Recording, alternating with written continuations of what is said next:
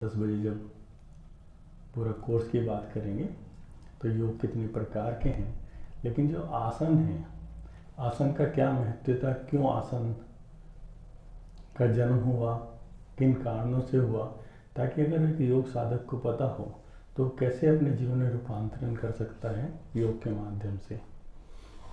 तो एक क्लिप पहले एक देखेंगे, बीच बीच में थोड़ी सी क्लिप्स, और फिर आगे काम करेंगे।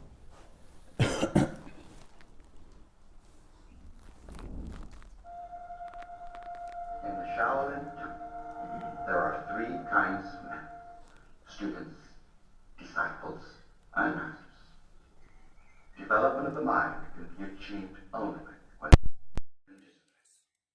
To accomplish this, the ancients have taught us to imitate God's creatures. This is shown. Master the white crane system. From the crane, we learn grace and self-control. The snake teaches us suppleness and rhythmic endurance. The praying mantis teaches us speed and patience. And from the tiger, we learn tenacity and power. And from the dragon, we learn to ride the wind. All creatures, the low and the high, are one with nature.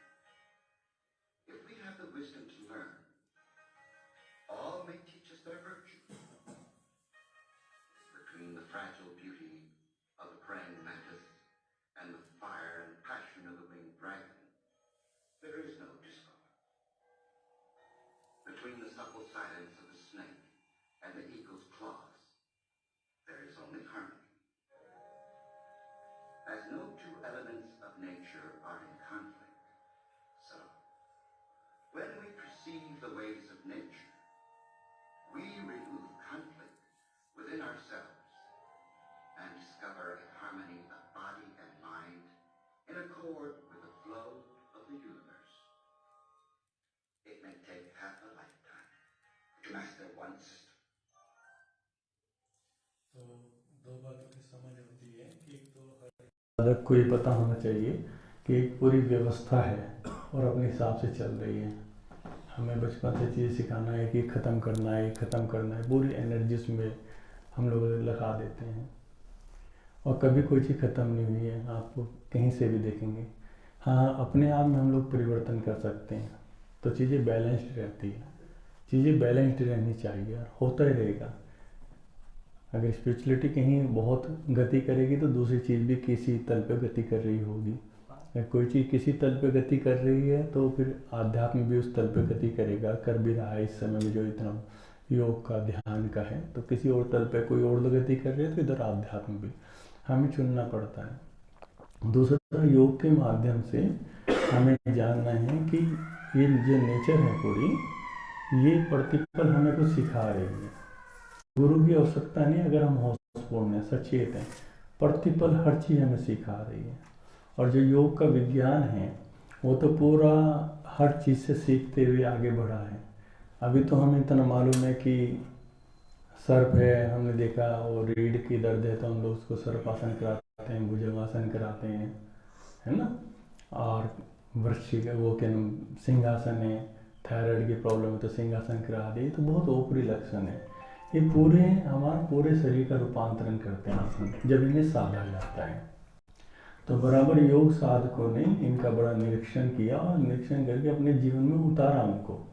जो आज medical science कर रही है, DNA ले रही है पेड़ पौधों से या पशु पक्षियों से चीज़ें लेकर फिर एक्सपेरिमेंट करती है, मेडिसिन तैयार करती है, तो योग साधकों ने तो उस स्थिति को अपने अंदर उतार कर पूरा परिवर्तन करा है कि सर्प की स्थिति में आकर लंबे समय तक वो सर्प की स्थिति में रहे। सर्प कैसे लेटता है, कैसे बैठता है, कैसे घुसता है, ऐसी स्थितियों में रहे हैं। अगर पूरा योग शास्त्र को आप समझेंगे तो ऐसे ऐसे योग साधक रहे जैसे बहुत लंबे समय तक हाथी की स्थिति में रहे, हाथी तरह लेटना, हाथी की तरह उठकर देखना, और उन्होंने फिर देखा कि वो उनका हल्का शरीर और उन्होंने पेड़ तक उखाड़ दिए उसी से। तो वो सारी चीज़ें हमारे अंदर, वो सारी क्षमताएं हैं, हम अगर उस रूप में स्वरूप में अगर स्थिर हो जाएं, वो सारी चीज़ें हमें प्रकट होनी शुरू हो जाती हैं। और जनरली आप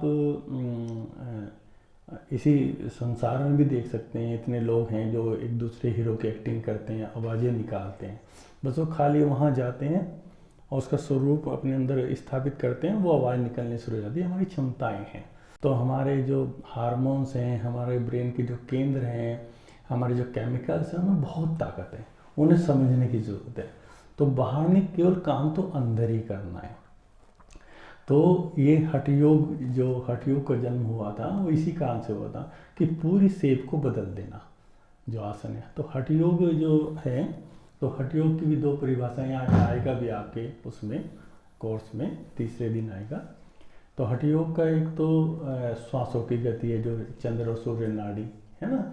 तो दूसरा है संकल्प शक्ति के द्वारा अपनी सारे स्वरूप को बदलना, तो लंबे समय तक एक स्थिति में रहना। तो जो आसन आपको यहाँ कराए भी होंगे, उसने राम ने बताया होगा, लंबे समय तक हम लोग अगर उस स्थिति में रहेंगे और पूरा भाव करेंगे और वहाँ पर पहुँच जाएंगे, उस पोस्चर के माध्यम से उस ऑर्गन से पहुँच जाएंगे, और वो जो भाव हम क्रिएट करेंगे वो अपने आप ही उस चीज़ को सिस्टम में ले आएगा। क्योंकि अंदर जो ऑर्गन्स है उनकी भी अपनी समझ है, हर सेल्स की अपनी समझ है ना। तो अभी मैं एक आसन कराऊंगा आपको, उसे बोलते हैं एम्ब्रेसिंग ट्री। वो बहुत महत्वपूर्ण है, वो सबसे शुरुआत है, बेसिक है हमारे जीवन का। हर व्यक्ति को एम्ब्रेसिंग ट्री आना चाहिए। अभी तो आप देखते हैं ग्राउंड में ऊपरी चीज़ें संसार में संचालित हो जाती है, लेकिन उनके भी नुकसान नहीं है, उनके भी लाभ हैं। लोग पेड़ को लिपटे खड़े हैं, उसके भी बहुत लाभ हैं, होने ही हैं। लेकिन अगर हमें साइंस का पता लग जाए तो एम्ब्रेसिंग ट्री जो है हमें ग्राउंडिंग देता है। यानी कि जो भी योग साधक यात्राएं कर रहे हैं, कल को कोई एनर्जी बहुत ज़बरदस्त है, मान लो 100 वाट का बल्ब है, अगर इसमें एकदम से 200-500 आ जाए तो फट जाएगा ये। तो सारा योग आसनों का, प्राणायाम का, केवल यही जो मान लो महर्षि पतंजलि ने उसको रखा है, एक सिस्टम से रखा है, और योग साधकों ने रखा है कि उससे पहले आपका शरीर तैयार हो जाए। अगर शरीर तैयार नहीं होगा तो वो एनर्जी डिस्ट्रॉय कर सकती है शरीर को। और ये बहुत योग साधकों के साथ हुआ भी है। योग साधकों के साथ जिनके साथ हुआ उनको कोई नुकसान नहीं है, वो डेवलप कर गए, उस डिस्ट्रॉय में भी डेवलप कर गए, है ना। लेकिन उनसे और ज़्यादा काम हो सकते थे, लेकिन क्योंकि वो एक ऐसी अवस्था होती है, उनको तो लगता ही नहीं शरीर का। लेकिन अगर शरीर को भी संभाला जा सका तो एक तो वो लोग ज़्यादा लंबे समय तक काम कर सकते हैं, है ना, और शरीर भी सुरक्षित रहेगा। तो शरीर को जो महर्षि पतंजलि ने या और योग गुरुओं ने कि शरीर का एक सिस्टम बनाया है, तो शरीर के जो आसन हैं, प्राणायाम ये तैयार करते हैं उस एनर्जी को, जिस एनर्जी पे हम काम करने वाले हैं, जो स्वतः होना ही है जब सिस्टम होंगे। तो एम्ब्रेसिंग ट्री मैं आपको दिखा देता हूँ, वो ग्राउंडिंग बनाते हैं। और उस पोस्चर में जब हम लोग रहते हैं तो शुरू में तो आपको बड़ा कठिन होगा, 30 मिनट तक का अभ्यास इसका करना होता है ना। आप लोग 1 मिनट भी नहीं भी कर पाएंगे, लेकिन धीरे धीरे हम पृथ्वी की एनर्जी को लेना शुरू करते हैं। 2 ही एनर्जी यहाँ पे काम कर रही है, एक आकाशीय ऊर्जा, एक पृथ्वी की ऊर्जा।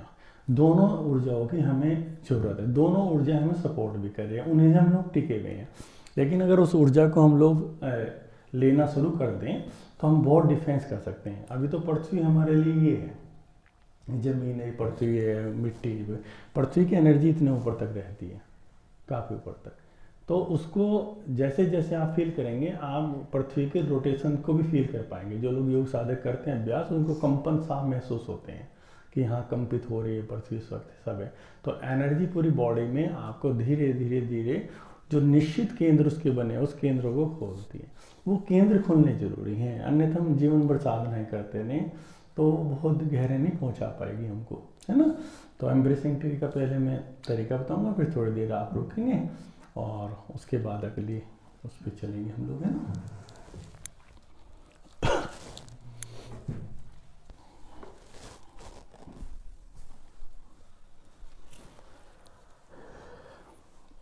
तो एम्ब्रेसिंग ट्री में अभी बैठे ही रहेंगे सब लोग, पैरों को उसी तरह से रखते हैं, हल्का सा बेंड रहता है ना, ये लूज रहते हैं। जैसे आपने देखा है ये वो जो मैंने सुबह बताया था आपको, यहाँ से हमारी कॉक्सिक्स से होते हैं एनर्जी सीधी पृथ्वी से टच करती है, पूरी एनर्जी यहाँ से वो अपने आप खींच लेती है, उनकी बहुत क्षमताएं हैं। इधर पैरों से हम लोग एनर्जी लेते हैं, पूरी बॉडी में जाते हैं, पूरी बॉडी के केंद्रों को खोलती है। आप देखेंगे भी, अभी तो थोड़ा मुश्किल होगा, तनाव होगा, जब तनाव रहित हो जाते हैं पूरी बॉडी में एनर्जी, आप बहुत एनर्जी फील करेंगे, सारी मेरिडियन हमारे एक्टिव हो जाती हैं हाथों के पैरों की। तो उसमें ऐसे ही रहना होता है और स्पाइन सीधी होनी चाहिए। और यहाँ से हमें भाव ये करना है जैसे हमने पेड़ को गले लगाया हुआ है, लेकिन ये पोस्चर होना चाहिए आपस में। और यहाँ से वही गर्दन थोड़ी सी ऐसे और पीछे ऊपर क्राउन बिल्कुल सीधे में, तो ऐसे रुकना होता है। और इसका लंबे समय तक अभ्यास किया जाता है, 30 मिनट तक। और करते हैं योग साधक, यहाँ पर भी करते हैं।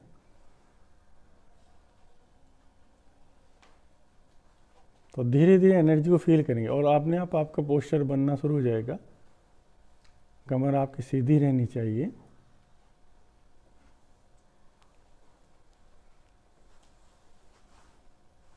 और लंबे समय तो उसमें खो जाना है।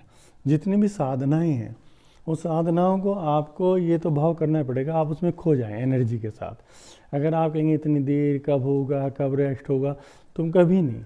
वो तो तप है, ज़बरदस्त तप है ना। मेरा यहाँ एक छोटा सा प्रवचन है जिसने जीवन भर मुझको बड़ा सहयोग करा, तो वो शायद मैं बार बार आपको कराऊं, सुनवाऊं, ताकि जितना आसान हमने आध्यात्म को समझा है, जबकि सदगुरु लोग भी कहते हैं आसान तो वो है, पर जिन यात्राओं को हम करके आ रहे हैं, जितना कलेक्शंस हम पे है, तो इतना आसान भी नहीं है जितना आसान बना दिया है। ये तो यात्राएं करनी होंगी। तो एक बार देखेंगे, फिर हम लोग करेंगे। और जो लोग कराएंगे, एक मिनट, एम्ब्रेसिंग ठीक करना, फेस उधर करना। जो लोग एक जगह से, वो तरीका ऐसे है कि वो दूसरा व्यक्ति ऐसे सेट हो जाए, तो ऐसे सेट कराया जा सकता है रीढ़ का, बस ऐसे हो गया। ये पूरा एक पोस्चर होना चाहिए पूरा। यहाँ से क्राउन से एनर्जी लेनी है हमें, नीचे पृथ्वी एनर्जी अपने आप देगी। और धीरे धीरे आपको लगेगा जब आप लंबे समय तक जाएंगे, कंपन होना शुरू होता है और कंपन होते होते इसमें रुकेंगे। तो ये अभी हम सबको पोस्चर कराएंगे, इधर पोस्चर करते रहेंगे, इधर हम सदगुरु की वाणी सुनते रहेंगे, ताकि आपको पता लगे कि चीज़ें कितनी हैं, कितना करना है जीवन, और एक जीवन कितना छोटा है। ठीक है, अभी लगता है हमें 60-70 साल मिले हैं, जब आध्यात्म में प्रवेश करते हो हम 40 के हो गए, हम 50 के हो गए, वो केवल 10 साल 20 साल हमारे पास है। ओह, मतलब ये कंपन, अभी तो हम पूरे दिन खो जाते हैं, 3-4 दिन में आप शायद इस कंपन को महसूस कर सकें यहाँ पर, अगर आपने चीज़ों को समझ लिया। अन्यथा हम बाहर थोड़ा ध्यान आता है, ओ यार अब ये शरीर छोड़ा, फिर वही गर्भ में जाना, फिर इतने साल तक घुटोलिए चलना, फिर हमें स्कूलों में डाल जाएगा 20-25 साल, फिर 30 साल बाद कोई व्यक्ति मिलेगा, क्योंकि अंदर की कॉन्शियस तो पुकार ही रही है, अरे यार ये भी तो है आध्यात्मिक। फिर ये 30 साल वो जाएंगे, तब लगता है, क्योंकि इतना समय तो हमें होश नहीं रहेगी ना, बड़े बड़े सदगुरुओं को नहीं रही है। मान लो ओशो हैं तो उन्हें 19वें-21वें साल में पता लग रहा है, या और संत आए, भगवान बुद्ध आए, यात्रा तो उनकी पुरानी भी थी, लेकिन बाद में उनको कोई बता रहा है आकर, सबको, विवेकानंद को कोई और बता रहा है आकर, तो वो चीज़ हमारे साथ भी होनी है। तब लगता है यार इतना सा समय रह गया है, और इतना बड़े रहस्य जानने, और जानने सबको है, सबको पार होना है। होने से ना होना सबको है, ना होने से आए और ना होने में जाना है, तो वो तो सबको ही होना पड़ेगा। हम कितना भी यहाँ रोक लेंगे, अपने आप को समझ लेंगे, वो दुखों को ही हम इकट्ठा कर रहे हैं। तो पोस्चर्स बनाएंगे, है ना, आप लोग कोऑपरेट करेंगे ये रोज। और आज हम लोग 2 या 2.5 मिनट या 1 मिनट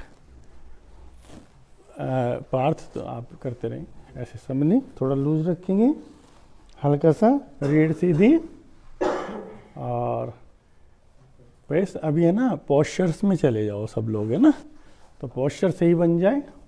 हाँ, और फिर वो ध्यान, हाँ,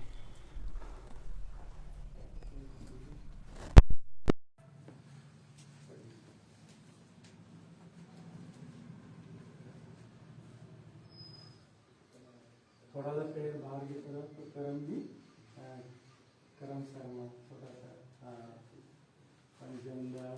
जैसे चेयर्स में नहीं बैठते, हाँ ऐसा, बिल्कुल रीढ़ सीधी और बिल्कुल लूज हो जाना है, लूज। हाँ, स्टेपुलर पीछे की तरफ पीछा होना चाहिए, जो स्टेपुलर जो पीछे का है वो पीछे खींचा होना चाहिए, है ना। राम सभी के सहयोग के लिए सभी को भी सभी लोग ओशो को सभी लोग हैं तो ओशो के शब्द चोट करते हैं और पता लगता है थोड़ा सा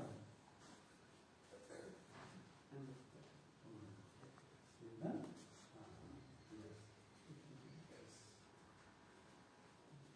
बिल्कुल नहीं घबराना है, बिल्कुल नहीं घबराना है। करते हैं बीच में कोई रेस्ट लेना चाहिए क्योंकि हम समय तक ड्राइविंग जो कर लें हल्का सा लिया फिर प्रयास करें, हल्का सा रेस्ट ले सकते हैं फिर प्रयास करें और एनर्जी को फील करते हैं। ये जो हमारे दोनों हाथ है ना इसमें 6 नाड़ियाँ हैं हमारे जो ऊपर की पूरे पोर्शन को संभाल रही है ना। 6 नाड़ियाँ हमारी पैरों की उंगलियों में, 6 नाड़ियाँ हमारे उसके हाथों की उंगलियों में, ऊपर जो भी पोर्शन है हमारा 6 नाड़ियाँ संभाले जिनमें कंपन होता है उन नाड़ियों को एक्टिवेट कर रहे हैं है ना। रहीमन में तुरंगचर चली वो पावक माए प्रेम पंथ ऐसो कठिन सब कोई निभत नाए।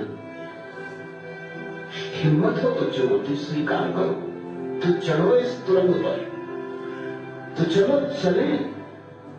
आग तो लगी है जंगल में, जिनके भीतर थोड़ी भी क्षमता है, प्रतिभा, वे इस चुनौती को स्वीकार करेंगी क्योंकि यह चुनौती अभियान। सिर्फ नपुंसक, सिर्फ कायर, मुंह ओढ़ के चुनौती को इनकार करते रह जाते, सिर्फ आलसी। और उनकी भीड़ है और साधु संत उन पर जीते हैं तो वो समझाते हैं कि भक्ति मार्ग बड़ा सरल।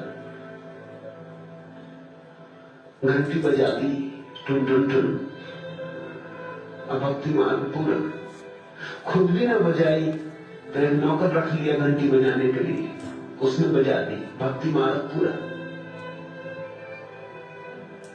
तिलक चंदन लगा लिया, भक्ति मार्ग पूरा। पागल हो गए हो, जलना होगा, प्राणों के अंतरतम को निखारना होगा। प्रेम तुम्हारी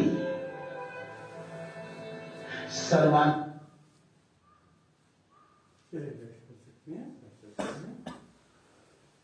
थोड़े थोड़े प्रयास है ना ग्राउंडिंग के शुरू में थोड़ा सा कष्ट होता है शरीर को, कि शरीर हैबिचुअल नहीं होता। अभी आपने आसन करेंगे ना, आसन का पूरी वायरिंग फिट है, बोन्स हैं उस पर, फिर मसल्स हैं, टेंडन्स हैं, फिर नीचे नाड़ियाँ बह रही हैं। वो सारा सिस्टम हम 25, 30, 40 साल तक आगे ख़त्म कर देते हैं, जो नेचुरल सीधा फ्लो हमें ऊपर से दे रहा था, है ना।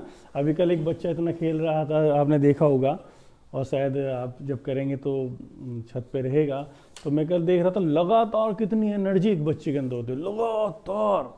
वो बच्चा जब बनारस से आया, छोटा सा बच्चा, आप देखेंगे तो कितनी एनर्जी। हम में वो एनर्जी क्यों नहीं, हम क्यों इतने थके थके जा रहे हैं।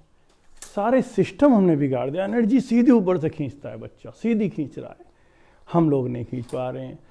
तो ये चीज़ें समझने इनके अभ्यास में, मतलब जीवन को बिल्कुल तप बन जाए, तप, और कुछ रहे ना, केवल ये रहे कि ये जितनी भी हैं ज़रूरतें, कभी किसी सदगुरु ने, जो अच्छे सदगुरु है, उन्होंने पैसे को, मकान को कभी मना नहीं करा, लेकिन उन्होंने कहा कि आपका पैसा, मकान, यात्रा उसकी हो, कि क्योंकि ठंड में हमसे साधना नहीं होती, हमें छत चाहिए, हमें ठंड ज़्यादा लगती है, हमें जर्किन खरीदनी है, इसलिए पैसे कमाओ, जर्किन में ध्यान में बैठ जाओ।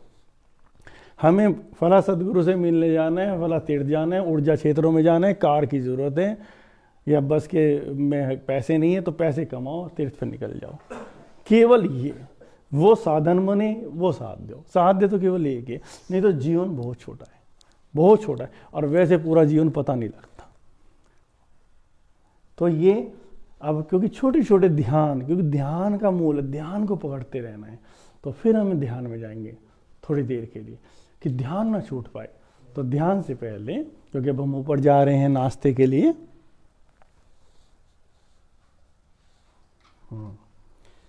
नाश्ते का समय होने वाला है, तो नाश्ते के लिए उससे पहले हम ध्यान में, तो क्योंकि जागृति बराबर बनी रही, अलग अलग मास्टर्स ने, संतों ने कितना काम करा हमारे लिए, कितना काम करा, वो काम कर करके कि ये कैसे गति करेंगे, लोग कैसे गति करेंगे, और इतना काम करके गए।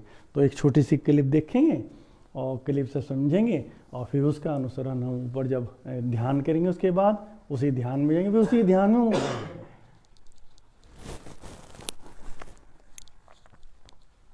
You are the new student. Come closer. पट्टी हटा सकते हैं, कल पट्टी हटा दो। You cannot see. You think I cannot see. Of all things, to live in darkness must be the worst. Fear is the only darkness. Take your broom and strike me with it. Do as I tell you. Strike.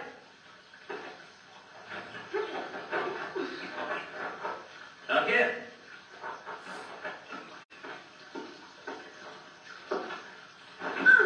Here, catch.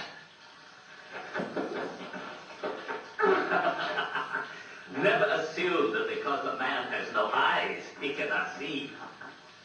Close your eyes. What do you hear? I hear the water. I hear the birds. Do you hear your own heartbeat? No, Do you hear the grasshopper, which is at your feet? oh man, how is it that you hear these things? Young man, how is it that you do not? तो यहाँ master सिखा रहे हैं कि darkness तो खाली बस एक ये डर है, भय है, और बचपन से हम इतने भयों में डाले जाते हैं, मम्मी पापा के द्वारा, स्कूलों के द्वारा, और आज भी भय भय भय ही डाल रहे हैं लोग, केवल अंधेरे में ले जा रहे हैं सारी पूरी पीढ़ी को। फिर दूसरा वो अंत में कह रहे हो तुम ये देख नहीं सकते, मतलब कैसे देख लेते हो, उनको मुझे ये आश्चर्य तुम क्यों नहीं देख पाते हो।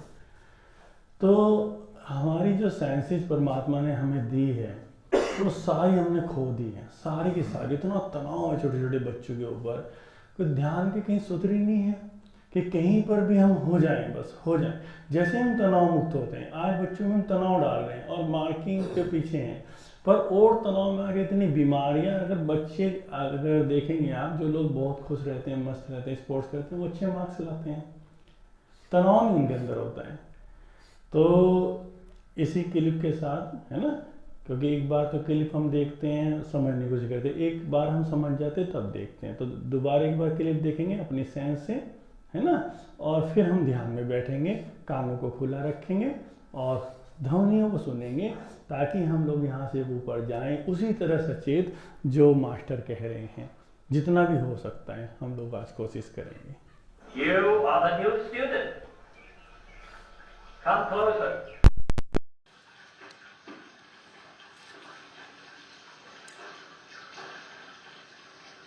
You cannot see. You think I cannot see. Of all things, to live in darkness must be the worst. Fear is the only darkness. Take your broom and strike me with it. Do as I tell you. Strike.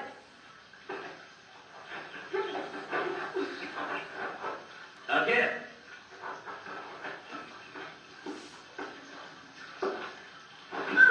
Here, catch. Never assume that because a man has no eyes, he cannot see. Close your eyes. What do you hear? I hear the water. I hear the birds. Do you hear your own heartbeat? No, Do you hear the grasshopper, which is at your feet? oh man, how is it that you hear these things? Young man, how is it that you do not? तो नहीं काम सकते, लेकिन सब गुरुओं ने दिया है, कोशिश करिए। और आप देखना 3 दिन आप पर निर्भर है, हम पर नहीं है, ये तो अवसर है। तो आप देखेंगे गंधे जो अभी भी यहाँ पर एक गंध आप महसूस कर पाएंगे, ध्वनि को सुन पाएंगे, हमारे ऊपर निर्भर है। तो ध्यान में बैठेंगे हम 9 मिनट के लिए केवल। तो जो दीवार के सहारे बैठना चाहते हैं दीवार के सहारे बैठ जाएं, कोई प्रॉब्लम नहीं है ना। रीढ़ थोड़ी सीधी रहे, लेकिन इतनी सीधी नहीं कि तनाव वाली रीढ़ हो जाए। और दीवार के सहारे भी जो लोग बैठे हैं वो हिप्स का सहारा लें, रीढ़ का सहारा ना ले, हिप्स की सपोर्ट लें, रीढ़ सीधी रहे। क्राउन को वैसे ही रखना है, मतलब थोड़ा सा गर्दन को एक बार देख लो, ऐसे करना होता है, हल्का सा ऐसे करो तो एकदम क्राउन सीध में आ जाएगा ऐसे। तो ये सब अंदर के कुछ लॉक्स हैं जो लगाएंगे और एनर्जी के फ्लो हमारी बॉडी में होना शुरू हो जाएगा। ठीक है, कोई भी मुद्रा बना सकते हैं, है ना, जो आपको अच्छा लगे। तो 9 मिनट के लिए हम गहरे ध्यान में, और ये ध्यान क्या रहेगा, कानों को एक्टिव करने का, है ना, कानों को खुला रखना है और छोटी छोटी ध्वनियों को सुनते सुनते सुनते सुनते फिर धीरे धीरे यहाँ की शून्यता की ध्वनि, साए साए की ध्वनि यहाँ पर है, उसे पकड़ना, फिर अंदर की एक ध्वनि है साए साए की, उसे पकड़ना, फिर अंदर थोड़ा थोड़ा हार्ट बीट को भी सुनने की कोशिश करना, तनाव मुक्त स्थिति में जाना अंदर, जैसे खोजने, जैसे गोताखोर जाता है ना पानी के अंदर, जाता है, ऐसे विचरण करो इस शरीर के अंदर, है ना। तो पहले शरीर को 1-2 मिनट के लिए मैं बोलूँगा, उसको अनुसरण करते हैं। बाकी जो लोग ध्यान में अपने तरीके से जाते हैं वो अपने तरीके से जा सकते हैं। शरीर मेरा जमीन पे रखा है ना, शरीर सीधा रहना चाहिए। तो जो दीवार के सहारे बैठे हैं ना वो भी हिप्स को लगाएं, दीवार से रीढ़ को ना लगाएं, है ना। हाँ, रीढ़ का बड़ा महत्व है ना। तो शरीर मेरा जमीन पे रखा है, उसको रखे हुए देखें, हाँ, शांत कर दें, फील करें, कंधों को शांत कर दें और फील करें, गर्दन को शांत कर दें, है ना, शांत कर दें, शांत कर दें। श्वास को देखें, एक वायु अंदर जा रही है, बाहर आ रही, देखें देखें देखें। शरीर में हूँ, शरीर से जुदा, शरीर नहीं हूँ, शरीर में हूँ। अपने आप को शरीर के अंदर महसूस करें, पूरा जागा हुआ, होशपूर्ण हर चीज के प्रति। कानों को खुला रखें, जो भी ध्वनियां हो रही हैं कानों को खुला कर दें, बस हो जाए। जाना नहीं किसी ध्वनि के पास, ये ध्यान रखना, किसी ध्वनि के पास जाना नहीं है। ध्वनियां आ रही हैं, आने दो, बस आप होशपूर्ण हो जाओ।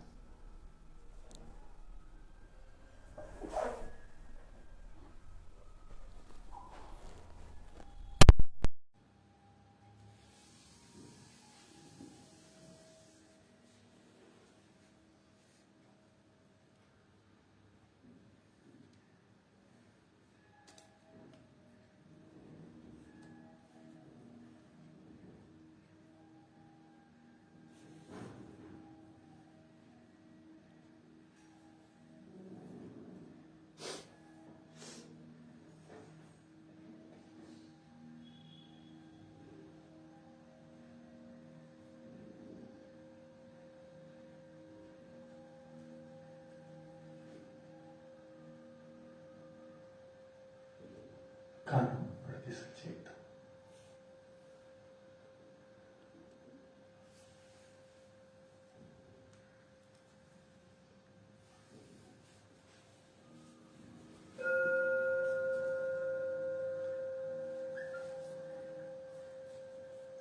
ध्वनि को शुरुआत और अंत तक पकड़ेंगे, जाना नहीं ध्वनि के पास, आने दो,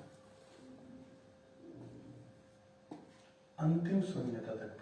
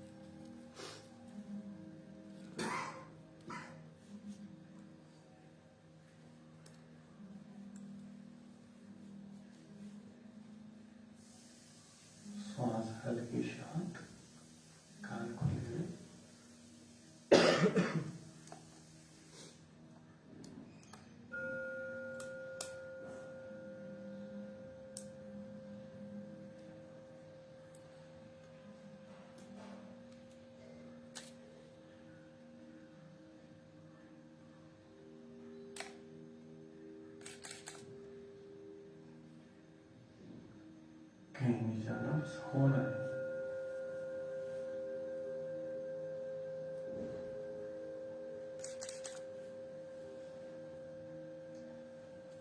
सब कुछ जानने वाला।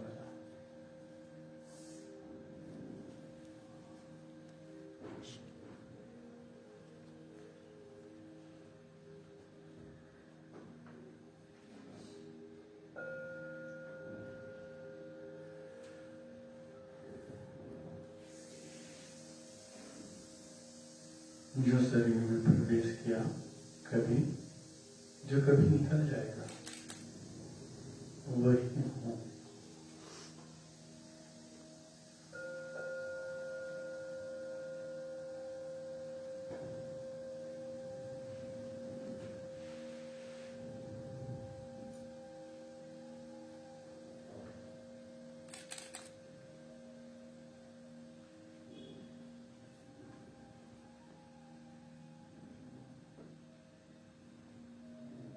पूरा होश तनाव रहित, सहज, बस हूँ।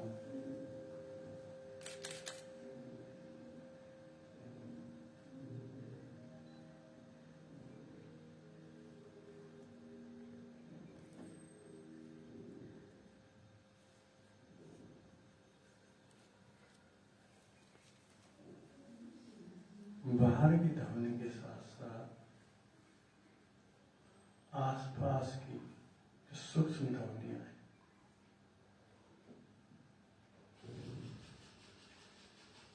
पूरे अस्तित्व का हिस्सा होते हुए जो भी हो रहा है मैं हूँ।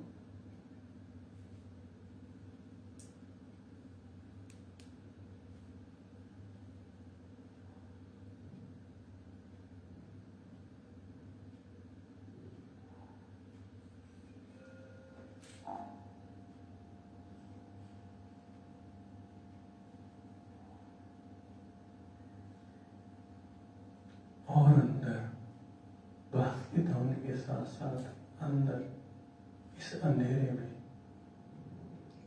इसकी अपनी ध्वनि है। शरीर में हूं, शरीर नहीं, अंदर विचरण करो।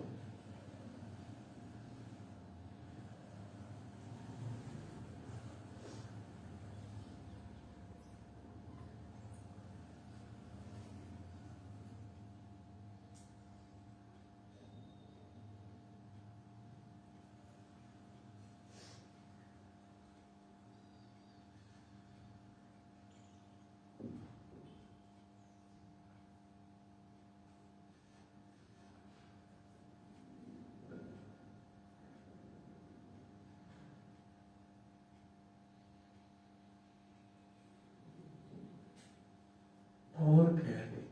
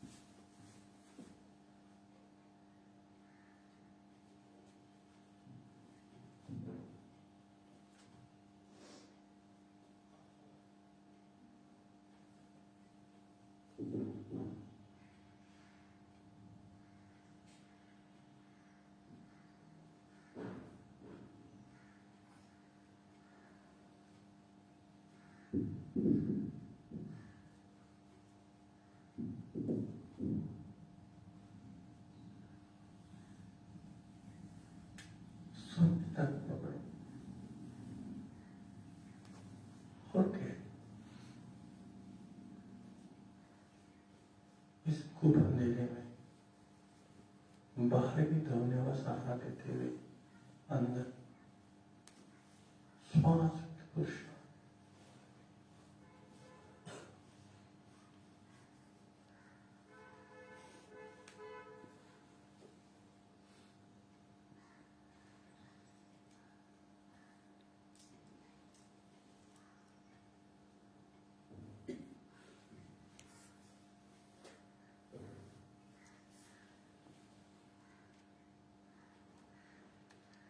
मन की चालों के प्रति सावधान।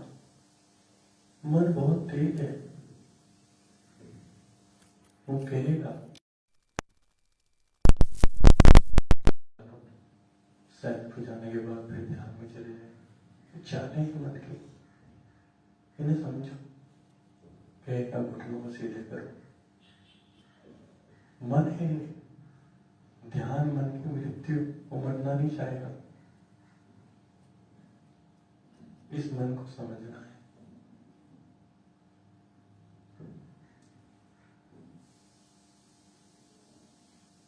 इसकी बात को ध्यान नहीं देना, अंदर जाओ। नहीं, इतनी जल्दी समझौता नहीं करना है। कानू देखो, उस खुजली को भी देखो, देखो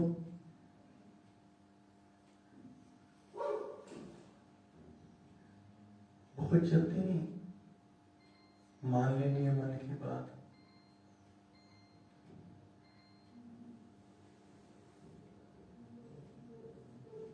बस अंदर जाओ।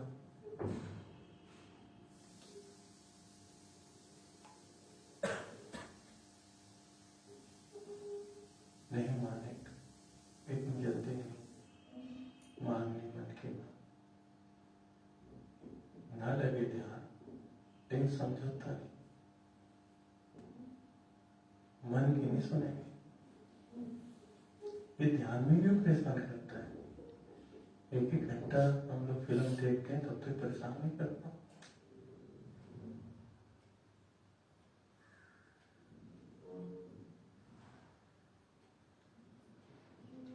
अंदर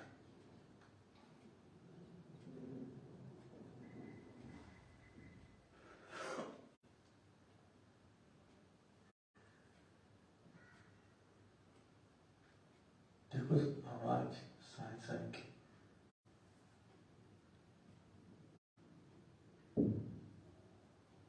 और फिर अंदर इस अंधेरे की आवाज।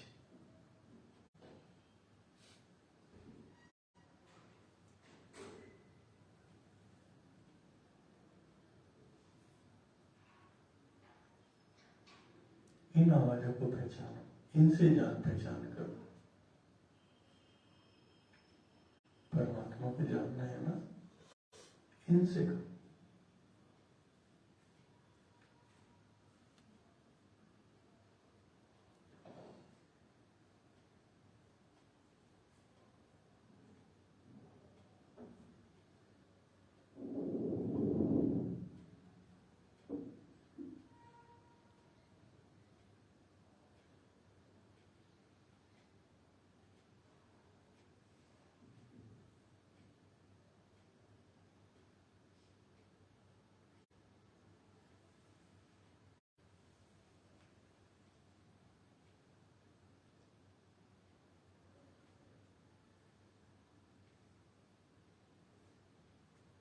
कानों को खुला रखो।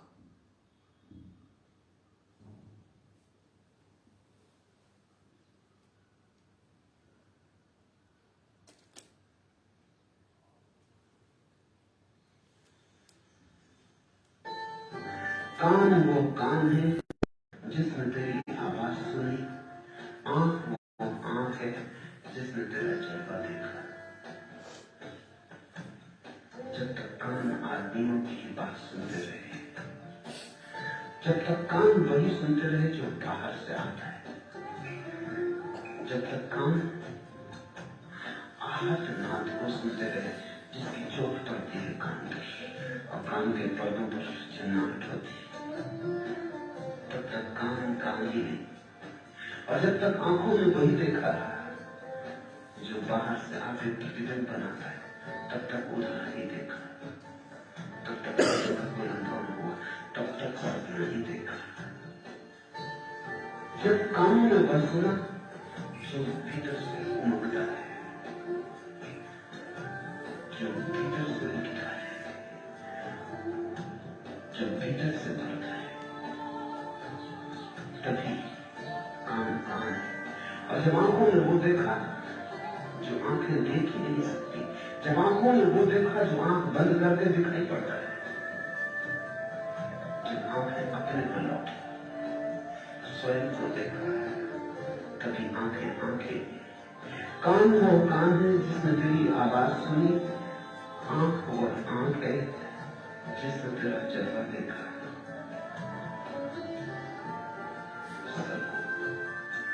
भीतर की तरफ चलो, थोड़ी अपने से पहचान करें। संसार की बहुत पहचान हुई, बहुत परिचय बनाए, कोई काम नहीं आते, बहुत संग साथ किया, अकेलापन मिटता है। भीड़ में खड़े हो, अकेले हो बिल्कुल। ऐसे भी लोग हैं जो जिंदगी भर भीड़ में रहते हैं और अकेले ही रह सकते, और ऐसे भी लोग हैं जो अकेले ही रहे और जंगल को भी अकेले रहे। जिन्होंने भीतर की आवाज सुनी, उनका अकेलापन समाप्त हो गया, उन्हें एकांत उपलब्ध हुआ। जिन्होंने भीतर के दर्शन कर लिए, उनके सब सपने खो गए, सपनों की कोई जरूरत न रही। सत्य को देख लिया, फिर कुछ और देखने को नहीं बचता। बस धीरे धीरे समझ को परिपक्व करनी है, प्रैक्टिकल प्रयोग करने हैं, उसको साधना है, जीवन को